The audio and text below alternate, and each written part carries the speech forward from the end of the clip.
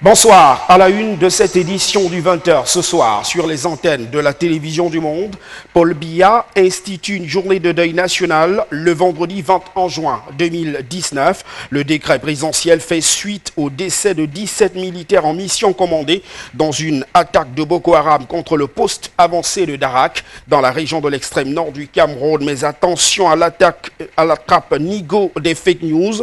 L'office du baccalauréat précise que ce vendredi, les examens officiels vont bel et bien se tenir, suivant le calendrier officiel des examens arrêtés. Hors de nos frontières, en Égypte, l'ancien président Mohamed Morsi a été enterré ce mardi au Caire, dans la plus grande discrétion. Et puis, Cannes 2019, les Lions indomptables arrivent ce soir au Cameroun pour une dernière communion avec leur public avant le départ pour l'Égypte. Cette escale au Cameroun marque la fin de la préparation de l'équipe camerounaise débutée en Espagne. Voilà pour le sommaire. Bonsoir à tous et merci de nous retrouver sur les antennes de la télévision du monde pour cette nouvelle édition de l'information. Édition que nous ouvrons par ce décret du président de la République Paul Biya qui institue une journée de deuil national. Il s'agit du vendredi 21 juin 2019. Le décret du président de la République fait suite au décès de 17 militaires en mission commandée dans une attaque de Boko Haram contre le poste avancé de Darak dans la région de l'extrême nord du Cameroun. Mais attention à la trappe Nigo des fake news. L'office du baccalauréat précise que ce vendredi, les examens vont bel et bien se tenir conformément au calendrier officiel des examens. Reportage. Dès les premières heures de ce lundi matin, jour de démarrage des examens officiels du BEPC et du CAP 2019, les différents candidats en moto, en taxi ou à pied rejoignent le centre d'examen. Au centre du lycée technique de Bafoussam Banengo, les candidats sont passés au scanner par les surveillants avant de retrouver les salles d'examen. 8 heures tapantes, la première épreuve, à savoir étude de texte, est effectivement lancée. Au même moment, au sous-centre du lycée bilingue de Bafoussam, seuls les candidats du BEPC option bilingue, 74 au total, sont évalués par un jury à travers les épreuves orales.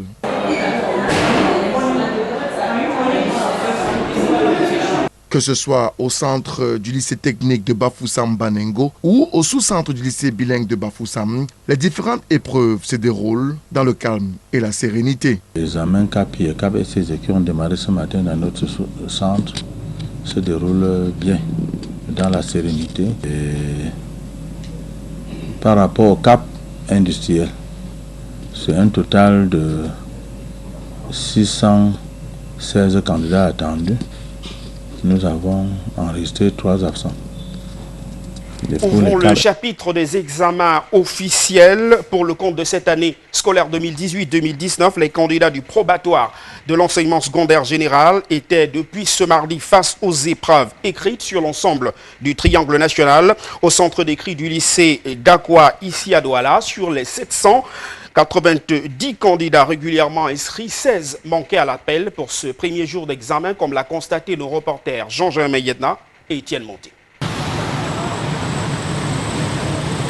Il fallait monter patte blanche ce mardi matin au centre d'écrit du lycée d'Akwa à Douala pour avoir accès à une salle d'examen. Pour ces candidats au probatoire de l'enseignement secondaire général de la session 2019, des candidats sont passés au scanner par les surveillants postés à l'entrée du centre d'examen.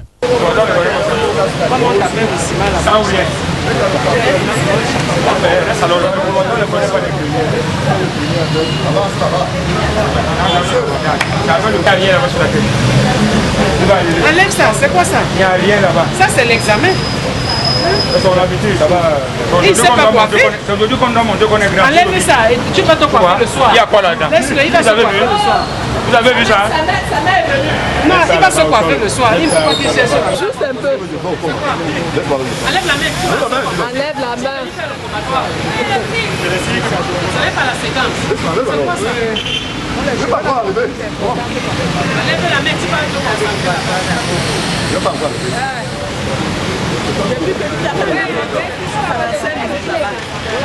Après la lecture de la police de l'examen, et le contrôle des pièces exigibles en salle d'examen des candidats de la série A4, tout comme ceux de la série scientifique, étaient face à la première épreuve de la journée, la littérature.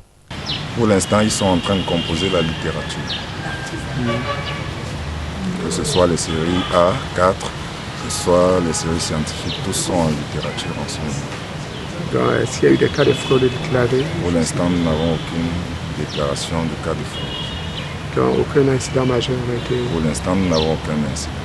Et sur les 790 candidats régulièrement inscrits au probatoire de l'enseignement secondaire général, session 2019, au centre d'écrit du lycée d'Akwa à Douala, 16 ont manqué à l'appel ce premier jour d'examen. Bien, les épreuves du probatoire USG 2019 ont très bien commencé au lycée d'Akwa ce matin. Nous n'avons pour l'instant aucun incident majeur.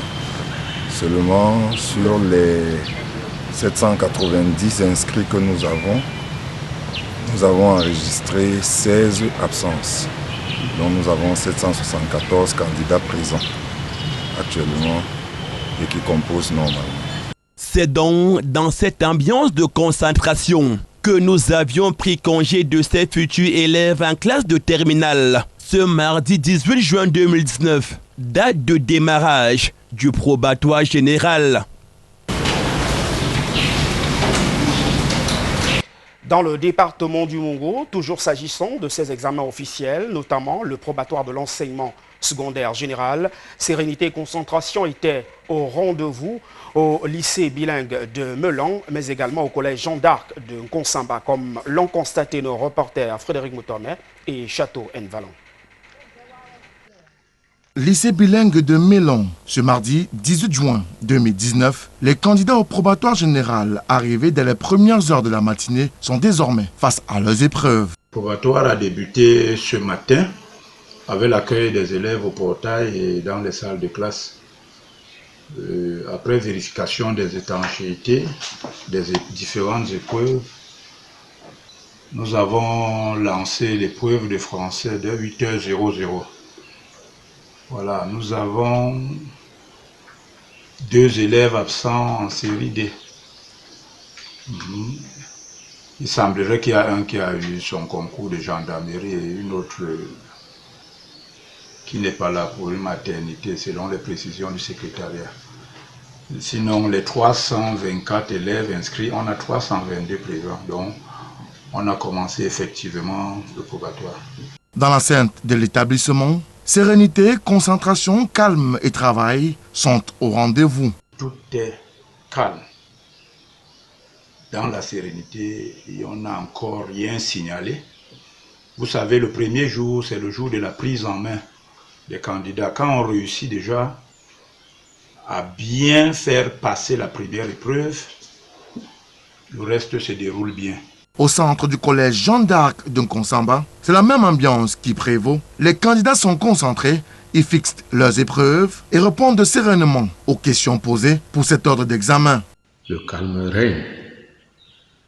Et les épreuves ont démarré à 8 heures, comme prévoit le calendrier du déroulement des épreuves. Pas de problème, les élèves sont corrects et il n'y a pas encore d'incidence.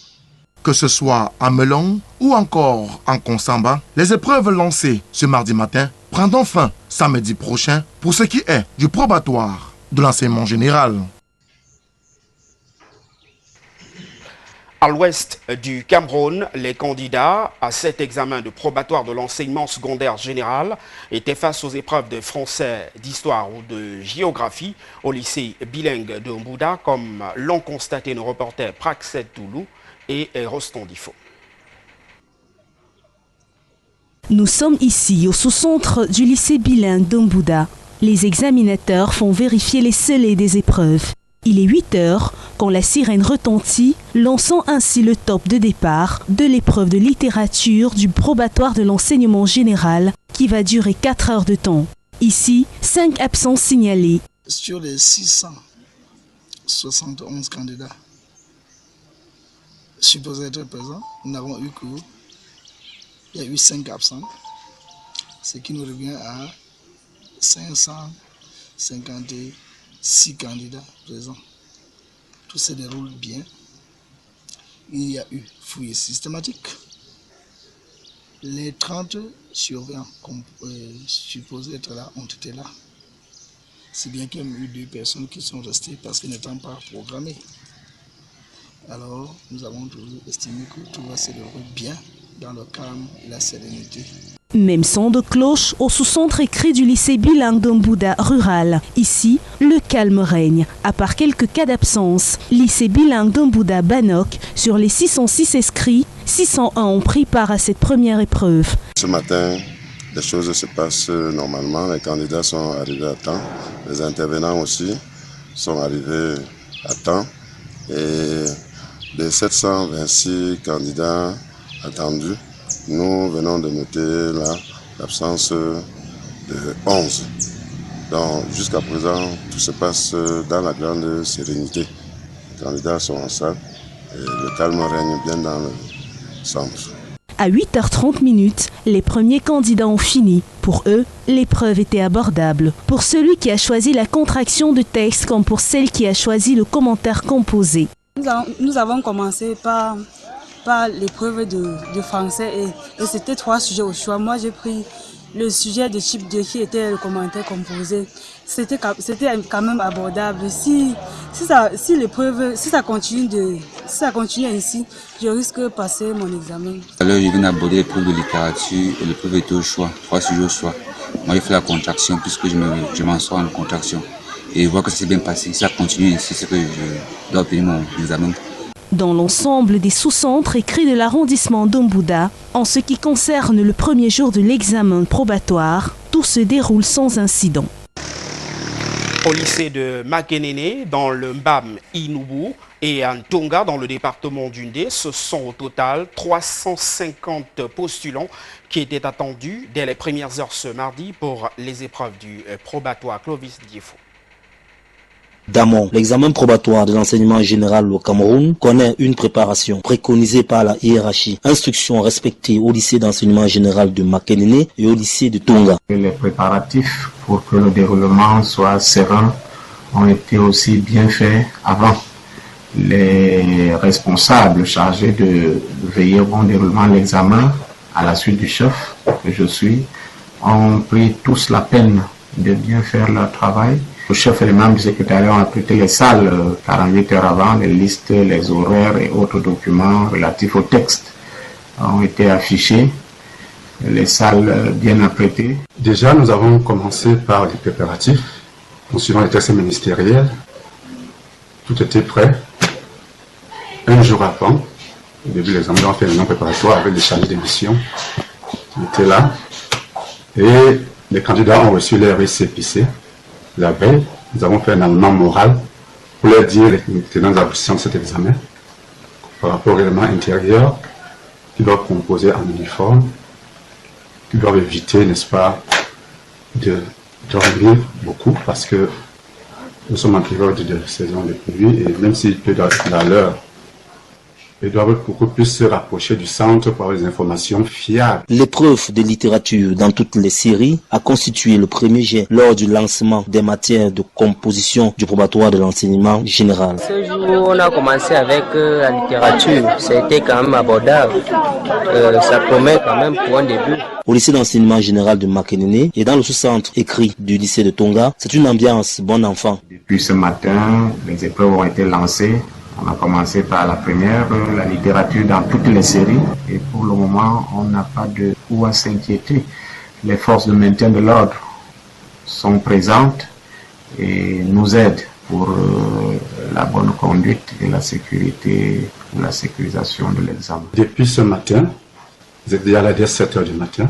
Nous avons fait le travail de foule et compose dans la sérénité. Il faut noter que dans le sous-centre du lycée de Makenene, sur les 213 candidats attendus, un seul cas d'absence a été relevé. Les candidats proviennent du lycée de Makenene et de celui de Nyokon. Alors qu'au lycée de Tonga, les 155 attendus ont effectivement répondu à l'appel. Ces candidats viennent du lycée de Bandunga et naturellement de celui de Tonga.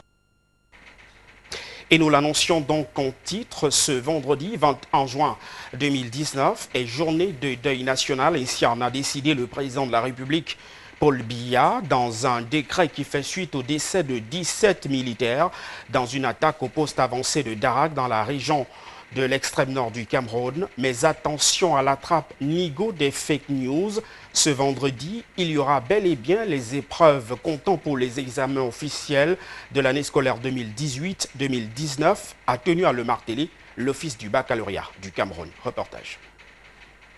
Dans un décret signé le 17 juin 2019, le président de la République Paul Biya a institué la journée de deuil national le vendredi 21 juin 2019 en mémoire aux 17 militaires morts en mission commandée dans une attaque perfide du groupe terroriste Boko Haram contre le poste avancé de Darak, département du Logone et Chari, région de l'extrême nord, dans la nuit du dimanche 9 au lundi 10 juin 2019. Selon cette décision présidentielle, durant cette journée, les drapeaux seront mis en berne sur toute l'étendue du territoire national et dans les postes diplomatiques et consulaires du Cameroun à l'étranger. L'Office du baccalauréat qui a pris acte de cette décision présidentielle et pour éviter toute confusion a choisi également de communiquer au sujet du chronogramme des examens. Selon le directeur de cet office, tous les candidats, les chefs de centre et autres intervenants aux examens officiels relevant de la structure dont il a la charge sont informés que les examens se dérouleront ce même vendredi conformément au calendrier arrêté à cet effet. Il s'agit surtout d'éviter la confusion et la cacophonie observée lors des épreuves écrites du brevet d'études du premier cycle ou un fake news sur la reprise de l'épreuve de mathématiques annoncée pour le lundi 10 juin 2019 avait fait courir certains candidats.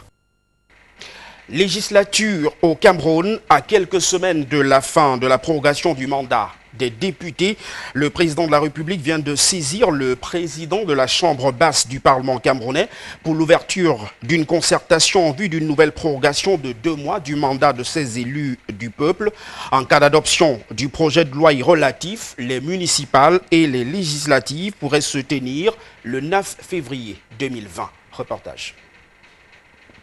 C'est donc conformément à l'article 15, alinéa 4 de la Constitution du 18 janvier 1996, modifiant la loi fondamentale du 2 juin 1972, complétée par la loi du 14 avril 2008, que le président de la République demande au président de l'Assemblée nationale de réunir son bureau afin de le consulter sur la prorogation du mandat des députés pour une période de 2 mois à compter du 29 octobre 2019, marquant l'expiration de cette législature qui a déjà bénéficié l'année dernière d'une prorogation de 12 mois. L'élection législative ayant lieu 40 jours au moins et 120 jours au plus tard après l'expiration du délai de prorogation du mandat de ces élus du peuple, le président de la République Paul Biya, qui a décidé de maintenir l'option du couplage des scrutins législatifs et municipaux et le terme du mandat des conseillers municipaux ayant été fixé pour le 29 avril 2020. Les élections municipales doivent donc se tenir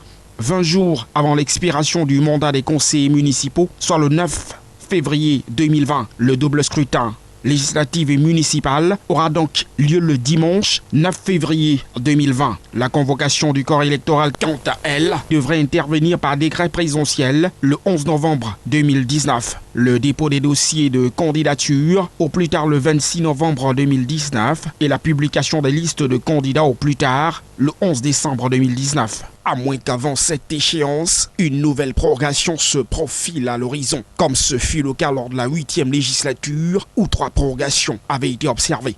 Si pour l'heure, la lettre du président de la République se veut peu disant sur les motifs réels de cette nouvelle prorogation, le projet de loi qui est annoncé au cours de cette session parlementaire du mois de juin devrait être motivé pour être jugé recevable par la conférence de présidents et examiné en session plénière par les députés et sénateurs réunis en session ordinaire. Engagé en septembre 2015 pour la réalisation de l'agenda 2030 pour le développement durable, le Cameroun, membre des Nations Unies, a présenté à Yaoundé sa stratégie de mise en œuvre des objectifs du millénaire pour le développement. Mohamed Molu, Elvis Ngwe. Le Cameroun, à l'instar des autres pays membres des Nations Unies, ambitionne d'éradiquer la pauvreté sous toutes ses formes et dimensions à travers 17 objectifs déclinés en 169 cibles. Dans le cadre de cet agenda, il a été convenu que chaque pays présente au moins 4 fois jusqu'en 2030 un rapport national volontaire sur l'état de mise en œuvre des objectifs durables de développement. Le parcours du Cameroun vers l'agenda 2030. Donc le Cameroun a pris tous les objectifs de développement durable et il a les a examinés. Il a aussi identifié quelles vont être leurs priorités. Donc maintenant c'est vraiment le plan de travail du Cameroun vers l'agenda 2030 et les atteintes des objectifs de développement durable. Et le deuxième document, c'est le rapport de la mise en œuvre. Donc l'agenda 2030 est débuté en 2015, donc on est déjà dans la 4e année. Et cette année, le Cameroun sera à New York lors d'un forum politique d'autre niveau pour présenter le progrès déjà et la mise en œuvre des objectifs de développement durable. Donc on vient de passer en revue quels ont été les atteints, mais aussi quels ont été les contraintes. Et donc c'est très important qu'on prenne en compte ces résultats pour pouvoir aussi mieux s'adresser aux problèmes et au but final qui est un développement durable, un développement soutenable et surtout inclusif.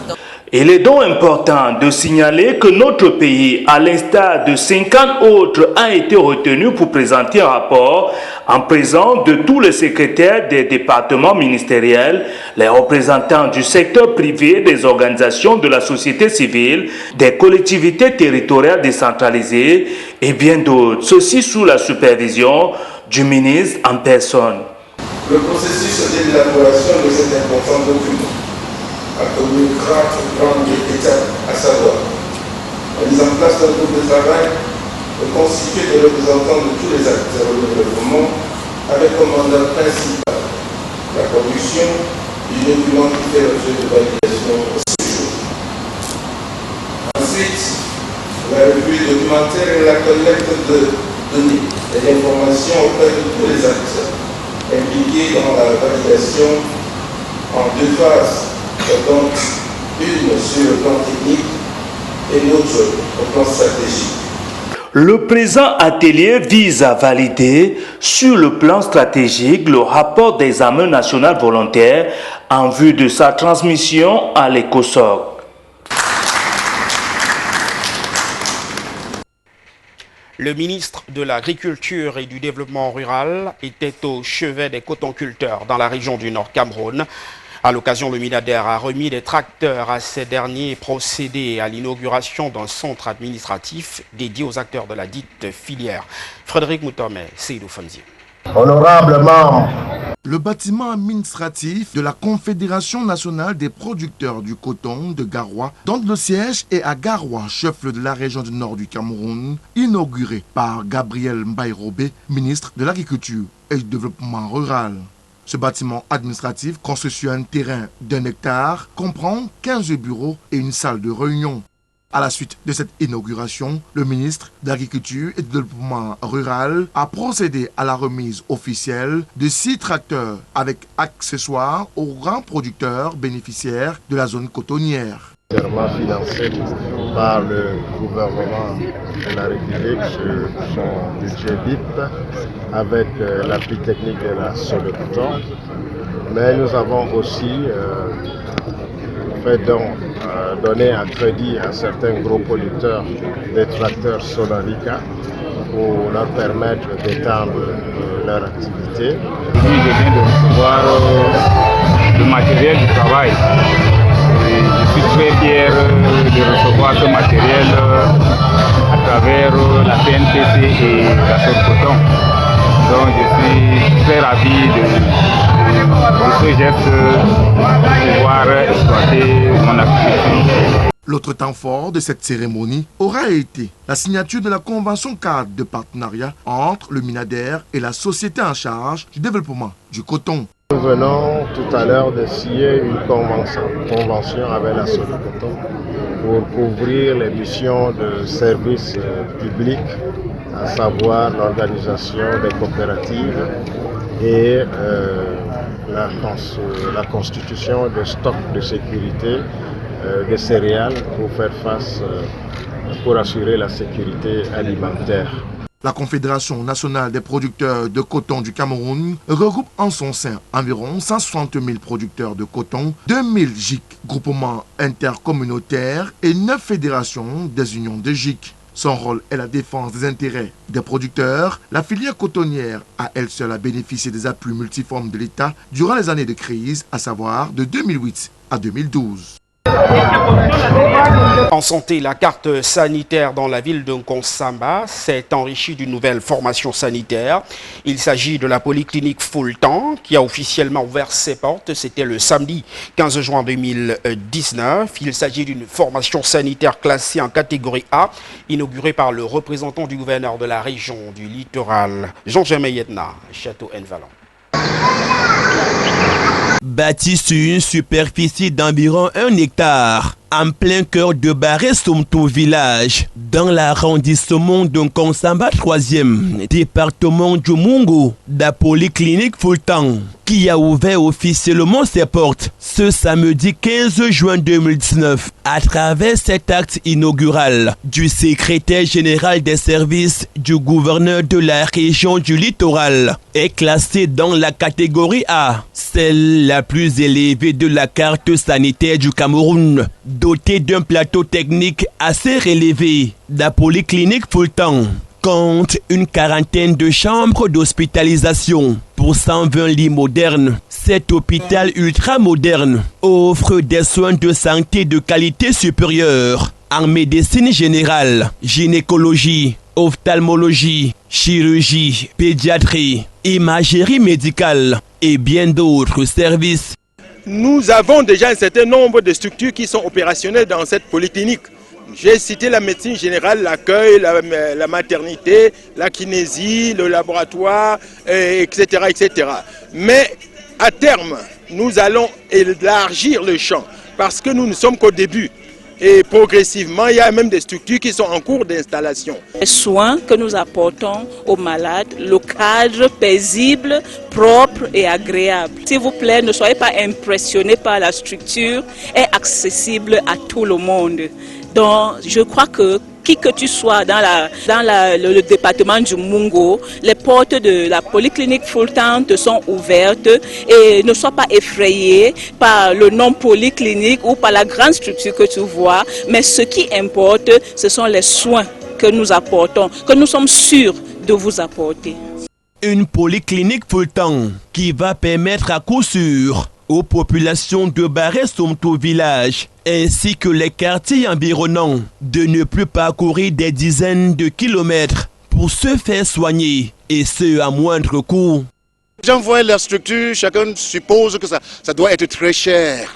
Et puis il y a même les rumeurs et les détracteurs qui aiment dire que c'est trop cher. Mais que chacun vienne lui-même voir. Les ont dit, parfois la réalité est loin de cela. Donc je préfère conseiller à chacun de venir faire l'expérience lui-même. Et tout cela dans l'objectif d'aider les populations alentours à pouvoir avoir ici tout ce qu'ils devaient aller très loin pour trouver satisfaction. Mais avec cette structure, notre objectif, c'est que tous ceux qui sont en Nkonsamba, même au-delà, trouveront dans cette polyclinique tout ce qu'ils cherchaient ailleurs. Doté d'un personnel rompu à la tâche, des infirmiers chevronnés et des médecins hautement qualifiés pour une prise en charge de qualité des patients. La polyclinique du promoteur Full-Temps Blasius est le fruit d'un partenariat avec des Américains et Anglais, ainsi que sa progéniture. Je vous ai d'abord commencé à dire que c'est le succès de mes enfants. Hein? La façon que mes enfants ont réussi. Je suis un père heureux. Et quand on est heureux, on fait quoi? On croise le bras, on dort, on mange, on devient gros? Non, on pense comment aider le voisin, la villageoise, le villageois là, qui n'a rien. Vous comprenez? C'est ça une partie de la chose. Et deuxième partie, c'est que j'ai un internat ici. Souvent les enfants tombent malades là-bas. Mais pour les transporter d'ici, alors que la route est mauvaise, à amener à l'hôpital, c'était souvent très très difficile. Alors maintenant, je suis heureux qu'avec l'accord des parents, on peut les amener ici, là, et tout est fait sur place et on n'a pas de problème. Et pour ces initiatives allant dans le sens de l'essor de cette localité, le promoteur de Full-Temps Polyclinique a reçu des encouragements et bénédictions de Sa Majesté Ewane Christian, chef du village de Barré-Somto, Nkonsamba.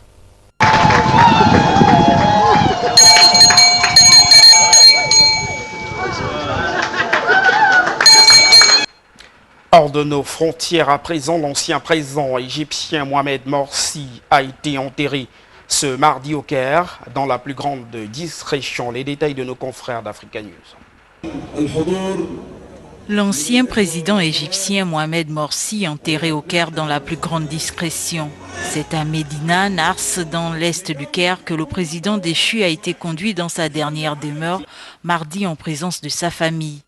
Il a tiré sa révérence lundi alors qu'il était entendu par la justice lors d'une audience à Torah au Caire. Issu de la confrérie interdite des frères musulmans, Mohamed Morsi, âgé de 67 ans, souffrait selon son entourage de diabète et d'hypertension.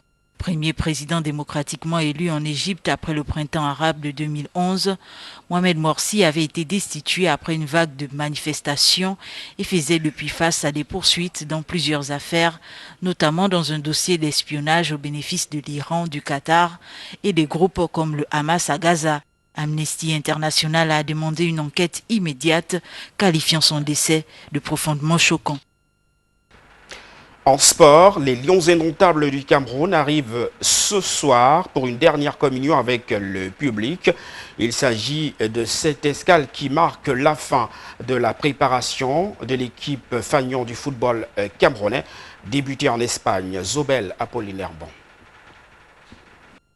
C'est aux environs de 22 h ce soir que les Lions indomptables vont fouler le sol camerounais en provenance de Doha, au Qatar, où ils auront passé près d'une semaine d'acclimatation. Au Cameroun, il est prévu une cérémonie de revoir dont les détails n'ont pas été précisés par la Fédération camerounaise de football. Jeudi prochain, Clarence Seedorf et son groupe vont s'envoler pour Ismaïla en Égypte, leur base du premier tour. 23 lions seront de cette expédition. Rappelons qu'avant de mettre le cap en Égypte, les Lions indomptables, dans le cadre de leur préparation, auront été en Espagne, où ils ont livré 2 rencontres amicales, la première contre la Zambie, qu'ils ont dominé 2-1, et l'autre contre l'Académie Alcorcón, qu'ils ont étrié sur le score sans appel de 13-0. Après l'Espagne, la sélection fanion du Cameroun s'est rendue au Qatar. Une seule rencontre a été livrée de ce côté contre le Mali. 1 but partout, c'était le score final. Fini donc le temps de la préparation, place désormais au jeu et les Lions indomptables commencent à défendre leur titre dès le 25 juin prochain lors de leur premier match contre la Guinée-Bissau. Et avant de refermer cette édition de l'information ce soir, nous vous rappelons les principaux titres. Le président de la République, Paul Biya, institue une journée de deuil national le vendredi 21 juin 2019. Le décret présidentiel fait suite au décès de 17 militaires en mission commandée dans une attaque de Boko Haram contre le poste avancé de Darak. Mais attention à la trappe Nigo des fake news. L'office du baccalauréat précise que ce vendredi, les examens officiels vont bel et bien se tenir. Puis, hors de nos frontières en Égypte, l'ancien président Mohamed Morsi a été enterré au Caire ce mardi dans la plus grande discrétion. En sport, les Lions indomptables du Cameroun arrivent ce soir pour une dernière communion avec le public avant le départ pour l'Égypte. Cette escale au Cameroun marque la fin de la préparation de l'équipe camerounaise débutée en Espagne. C'est tout pour cette édition de l'information ce soir. Merci de nous avoir accordé votre attention. Nos programmes se poursuivent.